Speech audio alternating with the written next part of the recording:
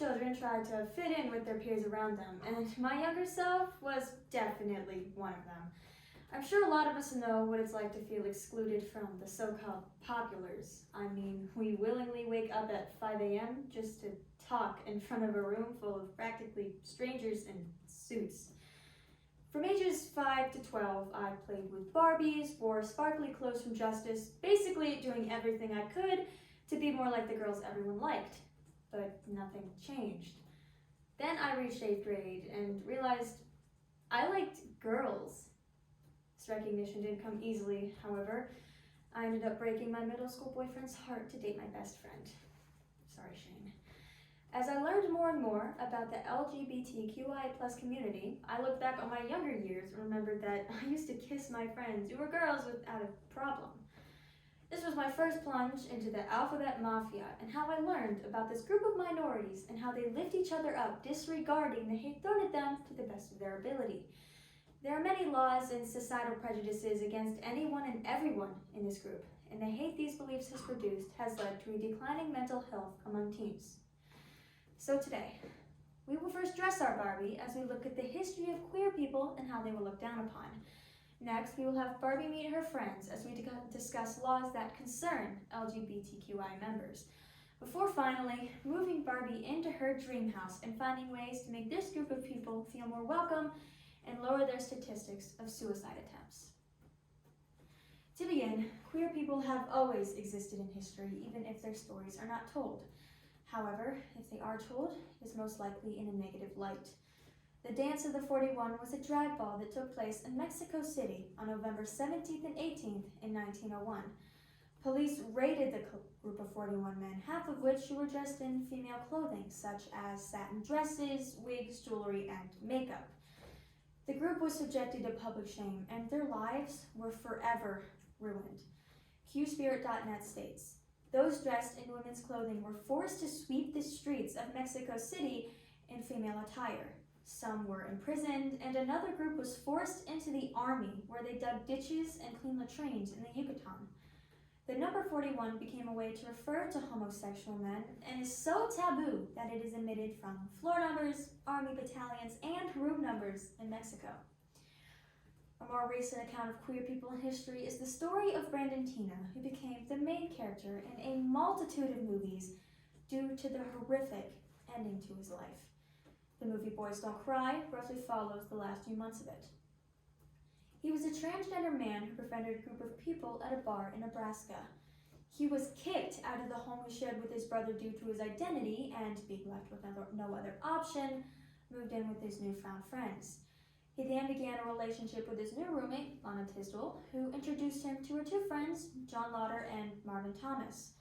They eventually discovered, through a newspaper article, that Brandon was biologically female. Their initial reaction? Sexually assault him and let him go. A few days later, however, on December 31st, 1993, the pair murdered Brandon as well as his friends who were protecting him from his abusers. This movie hit me hard. I sobbed like hiccup tears, snot everywhere. It was really gross. For at least a half hour after that. The worst part is that this could happen to any trans person, including myself, simply because of something I cannot change. Queer people finally became sick and tired of the discrimination they've suffered throughout history and rampaged the streets of New York in the famous Stonewall Riot of 1969. It started early in the day at the Stonewall Inn, a gay bar that was established in Greenwich Village, New York City. Police raided the club with patrons and employees being roughly handled by officers. 13 people were arrested, some of which who were violating the state's gender-appropriate clothing statute. Female officers would take suspected cross-dressing patrons into the bathroom to check their sex, History.com quotes. Instead of dispersing, the angry mob crowded around the doors, forcing police to barricade themselves inside. The crowd quickly grew, and protests went on for days afterwards, involving thousands upon thousands of people demanding equality. This has led to queer people becoming more and more regularized in society and having laws passed that affect such. Some of these laws, which are good and bad, significantly affect members of the community. To start off with the positives, 23 states, plus DC, explicitly prohibit discrimination based on sexual or gender identity. 8 more states have laws that can be interpreted to include discrimination against these groups, and 1 state that prohibits inequality based on sexual orientation alone.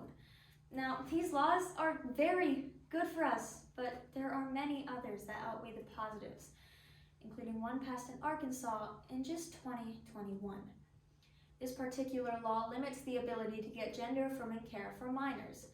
In Arkansas, the legislation titled House Bill 454 would prohibit the use of puberty blockers for minors, sex reassignment surgery, also known as SRS, for anyone under the age of 18, requirements for private insurance companies to cover SRS, minors experiencing gender dysphoria using cross-sex hormones, and counselors and educators hiding or encouraging children to hide their feelings of dysphoria from their parents. It also threatens to remove the medical licenses of anyone practicing this care, civil lawsuits, and or cut funding to hospitals offering these treatments. This is a serious blow to the LGBTQ community, as gender dysphoria is a serious mental issue that has the possibility of taking young trans lives. I, being a trans guy, am affected by these laws. I suffer from gender dysphoria, which means that my gender identity doesn't match my biological sex. It affects my mental health immensely, as it makes looking in the mirror, listening to myself talk, and even watching TV difficult. I see people who were born male and immediately get insecure about how I'm perceived, like how high my voice is and how small my hands were. They get to be tall and have low voices and facial hair and simply exist without repercussions. They were born how I so dearly want to be like, yet I have to face both medical expenses to change my appearance and discrimination from people who judge me on something that already causes me to suffer. The laws previously mentioned normalize the shunning of LGBT and have significant effects on members of the community, especially teens.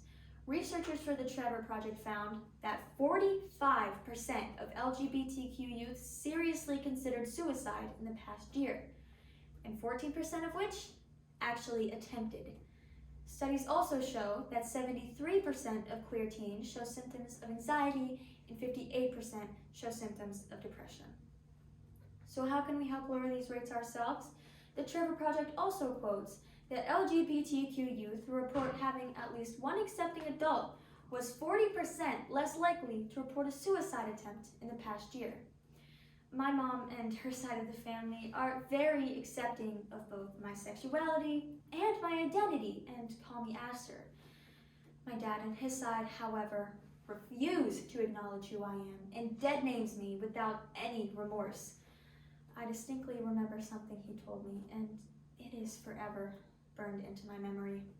He said to me, "I will never call you Aster. Your name is Maddie." I attempted suicide that night. I don't talk to my father anymore, but I still think about how he'll never see me as his son and still has that idea of his little girl in his head. You know, just a few days ago, I was arguing with him over my identity, and I told him he should just love and accept me for who I am, and he replied with, "I guess I'm more stubborn than I thought." I can't even remember the last time he told me he loved me. The way parents react to a major part of their child's life severely affects them, so obviously having a negative reaction will have a negative impact and vice versa. Another way to make members of the community feel more welcome is to pass laws that normalize their existence. The regulations on discrimination do help, but they still aren't enough. Along with making children who are questioning themselves understand their feelings, simply teaching about sexual and gender identity in school can introduce diverse identities to sheltered kids and lower the bullying rates for LGBTQ youth. To recap, we began by taking a look at the history of queer people and how they were looked down upon. Next, we educated ourselves on laws that come as an almost direct effect of historical ideas of queer people. before finally seeing the effects that hate has had on LGBTQ youth and ways to make them feel more welcome. I don't play with Barbies anymore, but I'm more myself than I've ever been. Although being transgender is painful, I'm still proud of my identity, and it is the most important thing in my life, not fitting into society's norms. I love the way I am, but the real question is, do you?